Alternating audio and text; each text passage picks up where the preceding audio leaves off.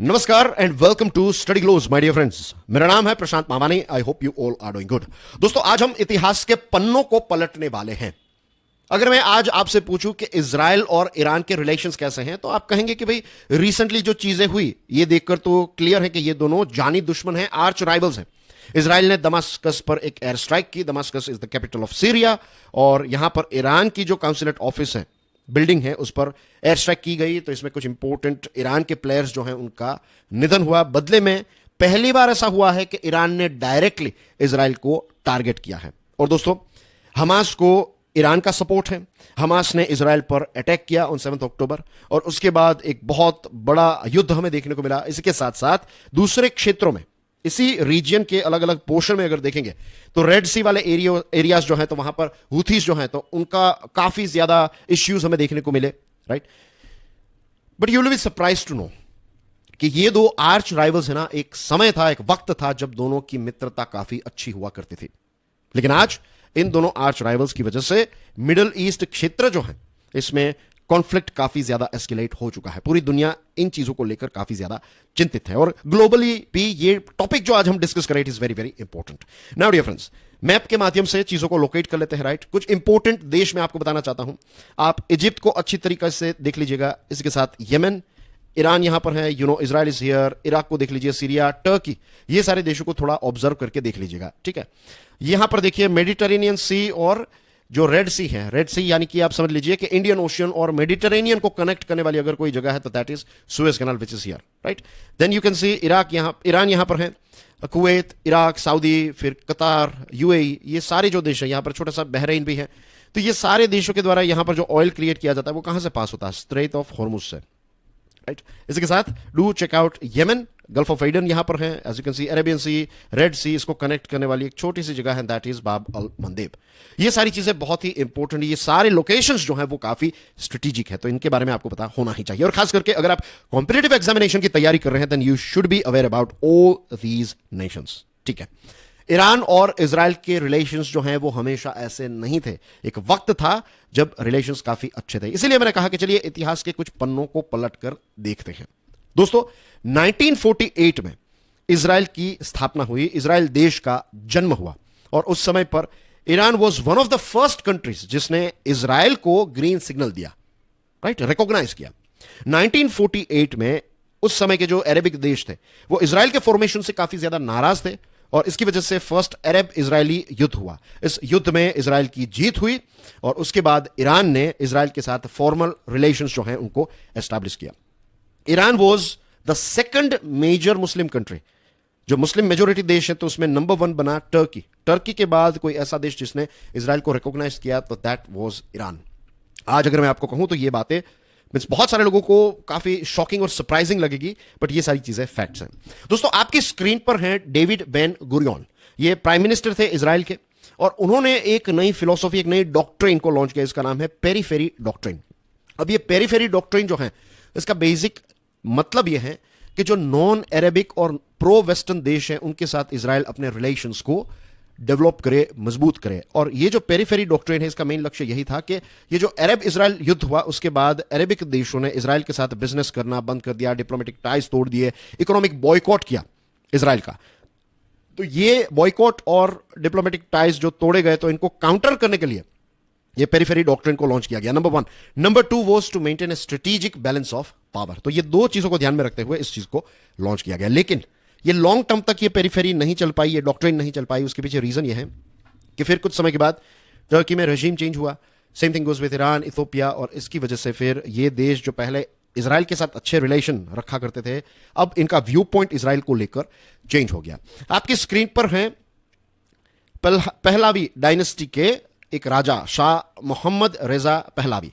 ये ईरान के राजा हुआ करते थे, राइट। और 1979 तक यही राजा थे, इनको शाह कहते हैं वहां पर। लेकिन फिर इनको हटाया गया। जब तक ये राजा थे तब तक इजराइल और ईरान के रिलेशंस अच्छे थे। और उसके पीछे एक दूसरा फैक्टर जो काम करता था, दैट वाज कि ये जो राजा है, ये जो डायनेस्टी है, इसको यूनाइटेड स्टेट्स ऑफ अमेरिका का पूरा सपोर्ट मिलता था। और जब से इजराइल देश की स्थापना हुई है, तब से यूनाइटेड स्टेट्स ने इजराइल को सपोर्ट किया है। तो ईरान और इजराइल दोनों के साथ यूएसए के रिलेशंस अच्छे थे। Can you believe it? आज आर्च राइवल्स हैं, लेकिन यस, एक समय था जब यूएसए और ईरान के भी रिलेशंस अच्छे हुआ करते थे। ईरान और इजराइल जो हैं उनके रिलेशंस इतने अच्छे हो गए कि अरब स्टेट्स ने जब बॉयकॉट किया तो it was Iran that used to sell oil to Israel. तो ये है उनका इतिहास। फिर दोस्तों जैसे चीजें आगे बढ़ने लगी, अलग अलग बदलाव आए। फॉर एग्जांपल ईरानियन रेवोल्यूशन के बारे में आपने सुना होगा, लेकिन उससे पहले क्या हुआ पता है? एक पैन अरबिज्म नाम की एक फिलोसॉफी, एक आइडियोलॉजी लेकर आए उस समय पर इजिप्ट के लीडर गैमल अब्देल नासिर। 1954 से लेकर उनका जब निधन हुआ 1970 में, तब तक नासिर साहब जो है वो इजिप्ट के प्रेसिडेंट थे।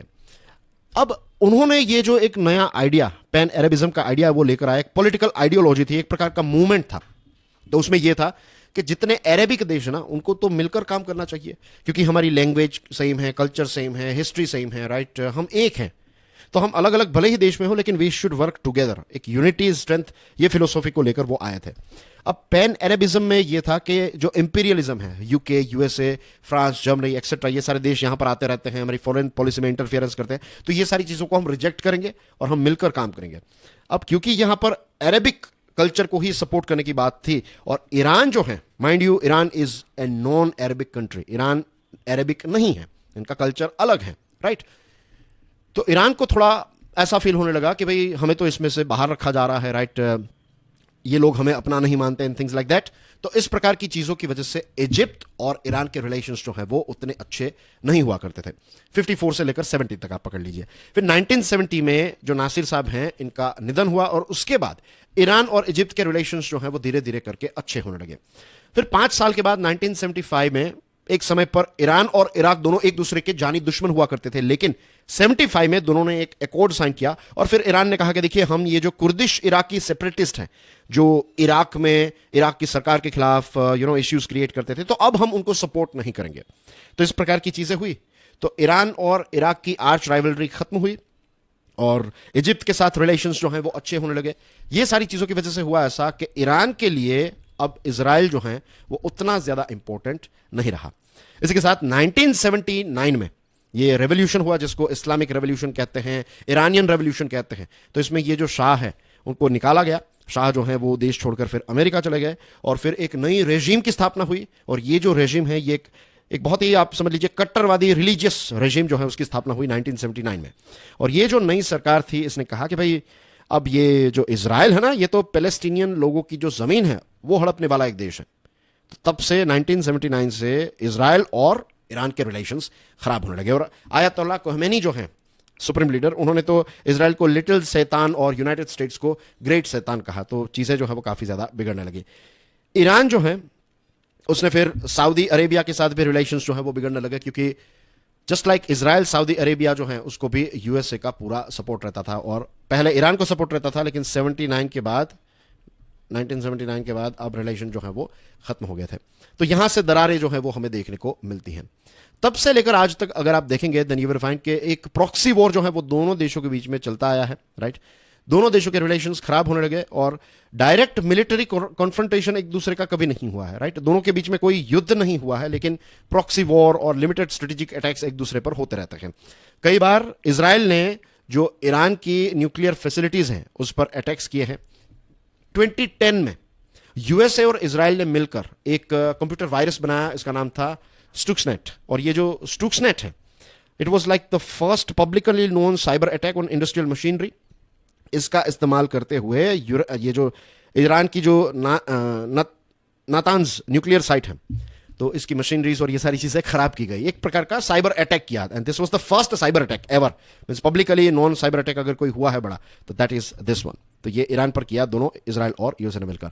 फिर अर्ली 2010 में अगर आप देखेंगे, और खास करके 2010 से लेकर 12 के बीच में, तो ईरान के 4 बड़े बड़े न्यूक्लियर साइंटिस्ट, जैसे हमारे देश के अब्दुल कलाम थे, एपीजे कलाम साहब, तो उतने रिवर्ड, उतने महान जो साइंटिस्ट ईरान के हुआ करते थे, तो इनको असैसिनेट करवा दिया इजराइल ने, राइट? और ईरान जो है वो तब से अलग अलग ग्रुप्स को फंड करते आया है ताकि ये प्रॉक्सी वॉर चलता रहे, anti Israel, anti US groups, जैसे कि जो लेबनान है तो उसमें हेजबोल्ला है, गाजा स्ट्रिप जो है तो उसमें हमास है, फिर येमेन के आसपास अगर आप देखेंगे तो हुथीज हैं।